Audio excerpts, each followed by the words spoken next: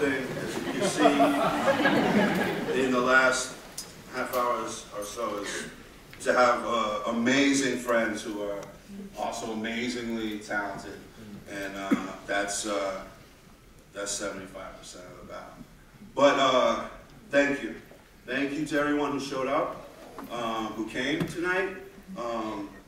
I'd like to just thank and address briefly the Howard and Mimi Steinberg Charitable Trust, the Steinberg Board of Directors, and that's Cal Crumlin, James Steinberg, and Michael Steinberg, Seth Weingarten, and William Zabel, and the Steinberg Advisory Committee, which is Jeremy Cohn, Paige Evans, Kwame, who spoke earlier, Neil Pepe, Cal Rothman, Che Yu, and Bill Rauch, and lastly, the Steinberg Administrative Director, Deborah Martin, who maybe had the hardest job because she had to put this together and deal with me.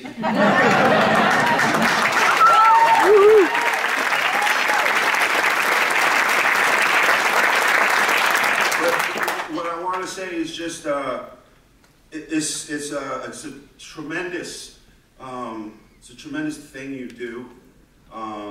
This philanthropy, this supporting of the arts, and obviously we live in a country where that's sorely needed. And but just as it relates to me, you know, I think this is less about me. It's about work, and I just want to say that this means a lot to me, you know. And you handed me a check, and obviously, you know, it's not a small check,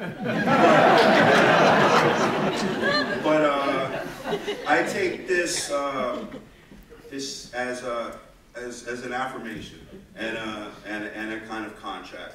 And the affirmation is that some serious people are saying, hey, keep doing what you do, and stay in New York and write plays. And I always need affirmation because I'm like that.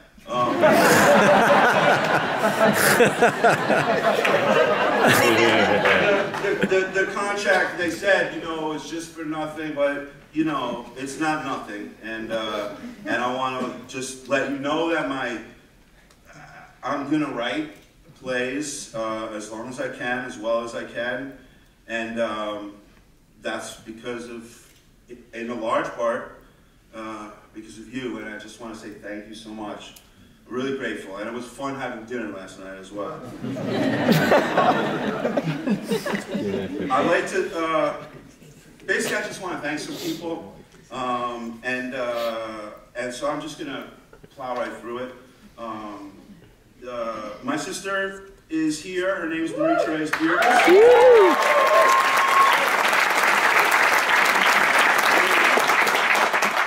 She's just as talented as me, just as successful in her field as me, except when I'm successful in my field, you read about it in a newspaper, and you read about it for her less. But when I was in college, and I was kind of lost, and in the early days before I became a theater major, I love theater. I always wanted to do theater, but it didn't seem like something I could do.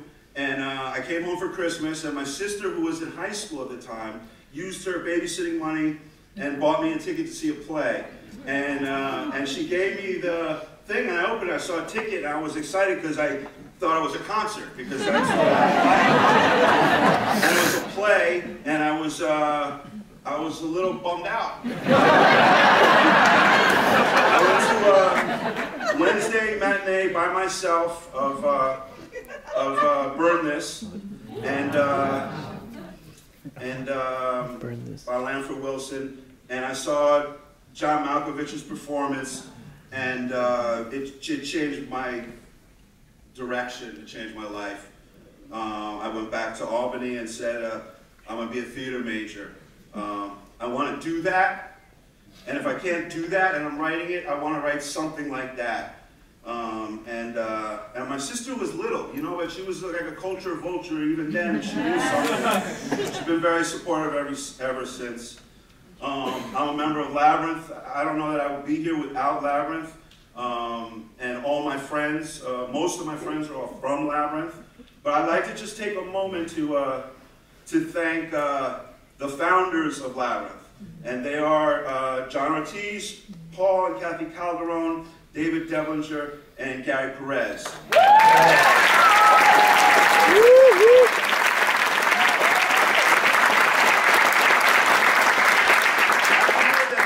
Information gets out enough, and I know that Gary is here tonight, and maybe if you don't mind, Gary, can you just stand for a second? We can give him a round of applause.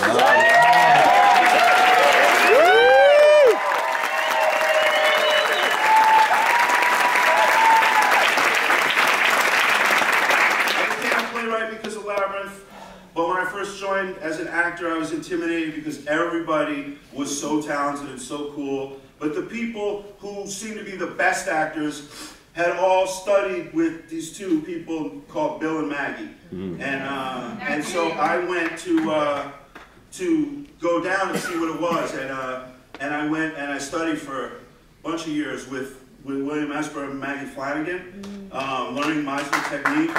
And,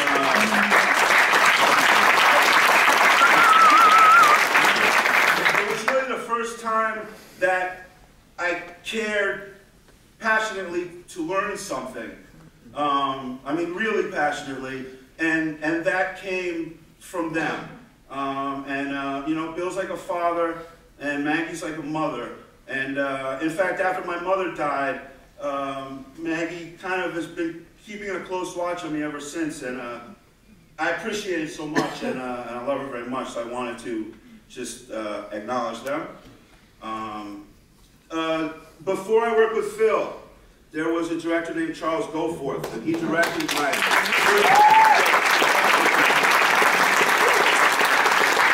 Charles is here tonight, but we were very different, and I didn't know anything about writing, like rewrite, nothing. I didn't know anything. I wrote it, here, do it. Charles was a very intense fellow, but he took me through and taught me so much. And the one thing that I want to share about Charles that was really large on his part, and I never forgot, was, you know, I kind of write on the fly, and I'm trying to figure out the play, and Charles being, you know, responsible, you know, he's like, he's trying to say, well, what's going to happen? What's the story? What's this? Is he going to wear a red shirt or a blue shirt? You know, do they go to Nebraska or do they die at the end? You know, and so he would you know, we'd meet after rehearsal, and you know, we'd go through notes and go through all that stuff, and I would try to answer the best as I could. And he was very intense, and it mattered to him to direct a play well. And at one time, in the middle of a conversation, he stopped and he said, you know what? I'm asking you these questions because I'm a director, and my job is to tell the story. So my primary concern is the story. But you're doing something different. You're exploring theme. You're finding your way. So don't listen to me. Fuck me. Keep doing what you're doing. And it was a very large gesture for a young man who cared a lot about succeeding to make, and I never forgot it. Another guy in Labyrinth doesn't get cited as much as I think he should, at least as far as I go, is John Gould Rubin. Yeah.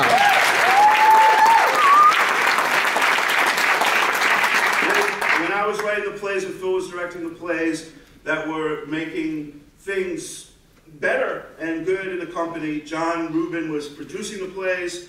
Oftentimes I'd be living in his house while writing the plays, eating his food, smoking his cigarettes, and he was just generous and enthusiastic to a fault. You know, Jesus on the A Train, we ended up seeing the world with that play, and that's because John Rubin was a passionate hustler, and he made it happen, and I'm indebted to him for life. Later on, when we were at the Public, George Wolfe and Oscar Eustis, different regimes, maybe not the best of friends, but the one thing that they had in common was the support for Labyrinth, and in particular their support for me, and it's meant a lot. Ruth Hendel has been on the board of Labyrinth since the beginning. She supported me from the beginning. And she was one of the first people at these kind of events to always say hello and make me feel comfortable, and I appreciate her so much.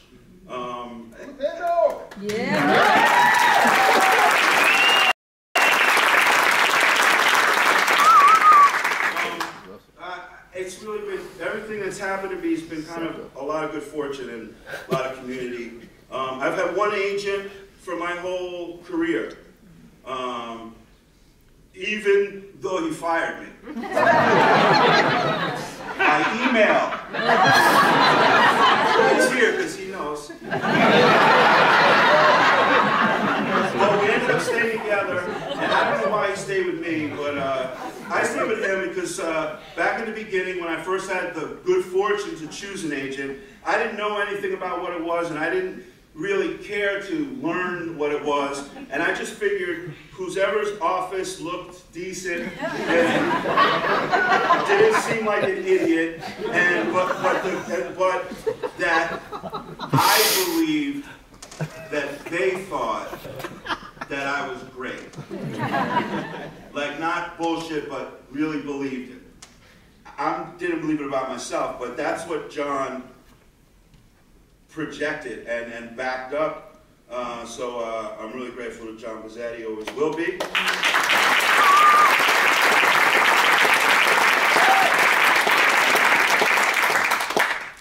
You know, we did a lot of theater in our community, and I didn't get produced outside the community, and Martha LeVay Steppenwolf was one of the first to produce my plays, and she did it a lot, and I owe her a lot. And then another artistic director is Neil Pepe.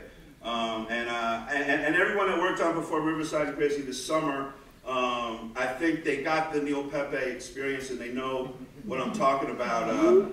He was extraordinary. And he came into my life at a time where I felt homeless at the time. And he gave me a home. And not just that, but he allowed me to bring all my friends into his home. And I mean, he's amazing. So I want to thank him.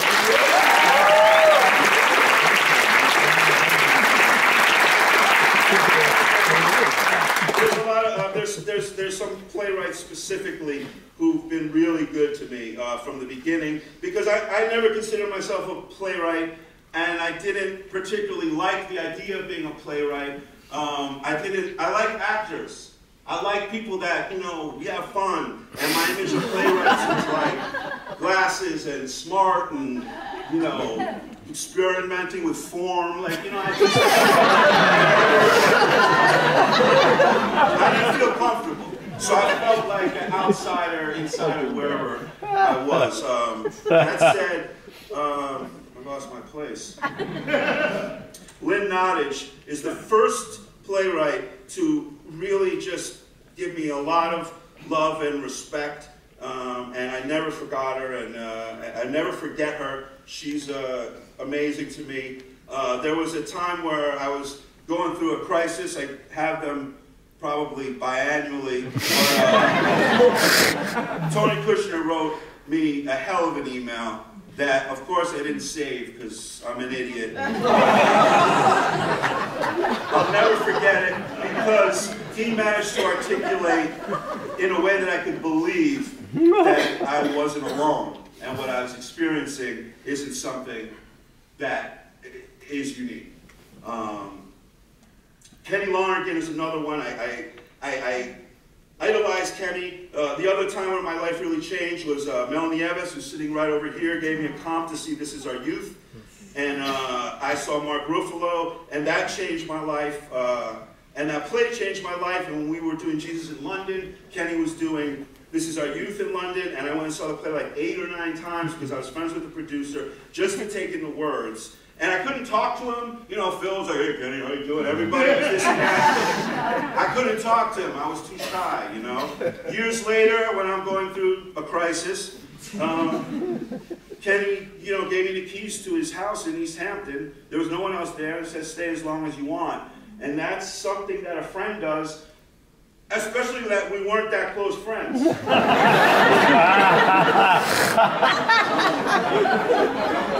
When we did Last Days of Judas Iscariot, it was an impossible thing to do, and I remember once we opened, I just felt horrible, and I felt like I failed, and I just on every level, I just felt I failed God, I failed my friends, I failed, you know, everything, and I shacked up at my house, and the phone rang at after midnight one night, and I picked up the phone and said hello, and someone said, "Is this Stephen Guaridis?" I said, "Yes." I said, "This is John Guare. I looked you up in the phone book, and I wanted to call you to tell you that I saw your play and blah, blah, blah, blah, blah." And, I mean, you can imagine.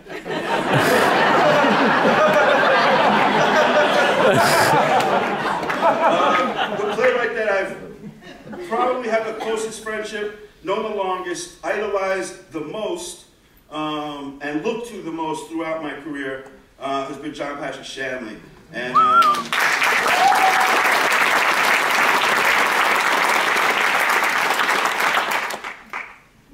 I think that Shanley had to bear the burden of having, you know, someone who looked up to him for probably too long. And I just want to say I love his work. I never, it's like in the old days where you would go see every Woody Allen movie or every Martin Scorsese movie when it comes out. It's like, I don't think it's ever going to happen that I'm not going to want to take in the next Shanley play, because it always feeds me. Lastly, in the playwright category, and I'm almost done, is that, you know, these people I just mentioned, yes, they were great to me, but I didn't feel like their peer. They were always over here. And I really I didn't hate the other playwrights, but I just didn't fit in. And then I was fortunate enough in our company to meet a couple of playwrights, and there were others, but to meet and spend a lot of time with Brett C. Leonard and Robert Glaudini.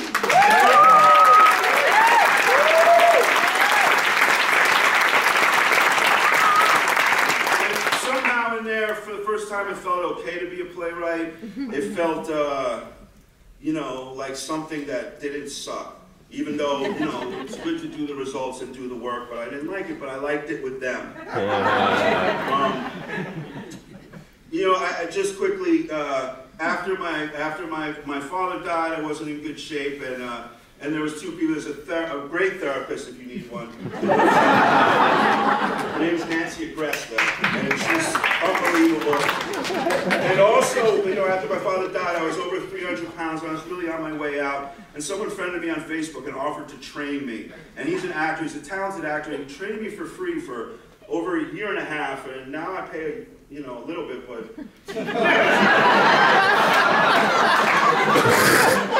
He's someone who seemed to care about me more than I cared about myself until I could care about myself. And he's also here, his name is Neil Holland. And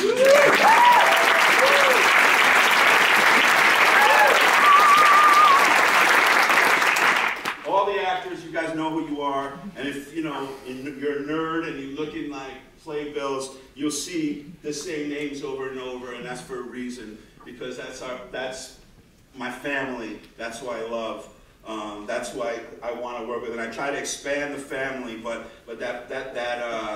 that core is perfect to me. And something I learned along the way, and it's reciprocal, is that when you're in the process of making theater, whether it's choosing a play or casting an actor, the truth is like, you can always find somebody better, in theory. You know? It's like, wait, this guy, yeah, but what about this one? Or what about this one? Or what about that one? What I learned is you pick the people who are great, who are going to break their ass for you. And then you break your ass for them. And a loyalty develops, and a community develops around that, and I'm blessed to be a part of it. Lastly, you know, it's very difficult to talk about Philip Seymour Hoffman. You know, it's just very difficult. You know, I asked him to direct a play.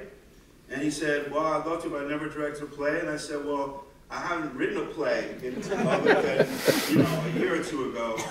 And we started working together, and we did 5 plays in 10 years,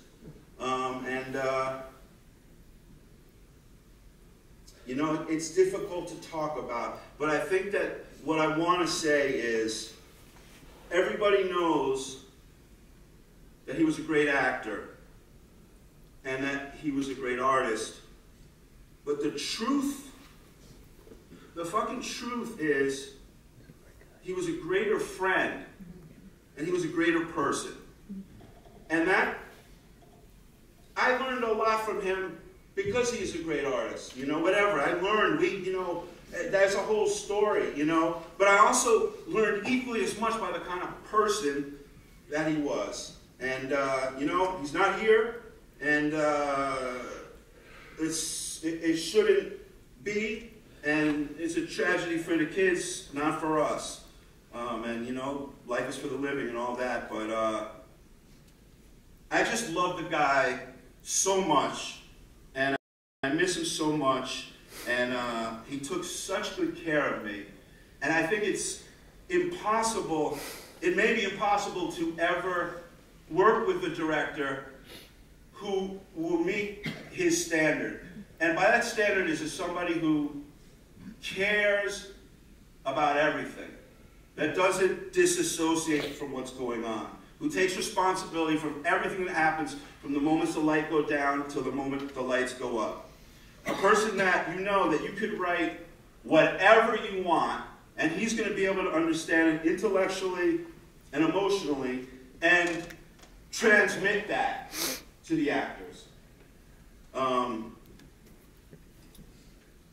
You know, like I said, it's hard to talk about. I guess the last thing I could say is that when Jesus How the A Train went off Broadway, it was our first time going off Broadway, it was a big deal, and it was opening night, and Phil and I, like, you know, we had such a relationship of unsaid, because we spent so much time working, you know, everything that's involved to do work, you know, and but like a little stoic about shit, but it was like opening night, so I'm like, I have to write a part, I have to express my feelings. I'm a writer, you know. So I wrote this card, and it was long, you know. Opening night, you know, I was outside, smoking a cigarette, and, you know, I'm like, oh yeah, I got your card, you know.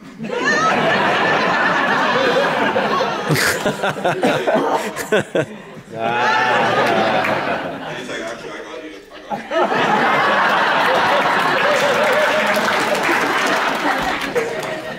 So, you know, I didn't read the card, opening night, go out, party those days.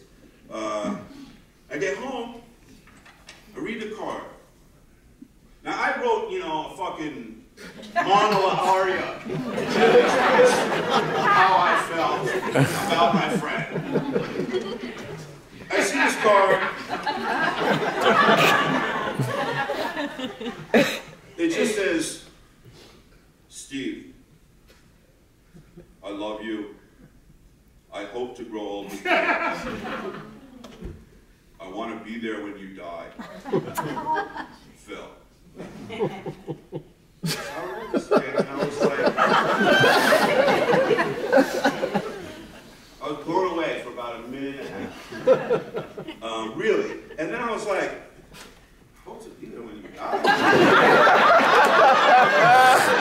It just assumes that you're going to fucking outlive me. The truth is that I was under that assumption too, and which makes the rest of my life a different kind of adventure. But if I could say anything else other than thank you, it's just to say one more time, great artist, great man, better person, better friend. And this is life.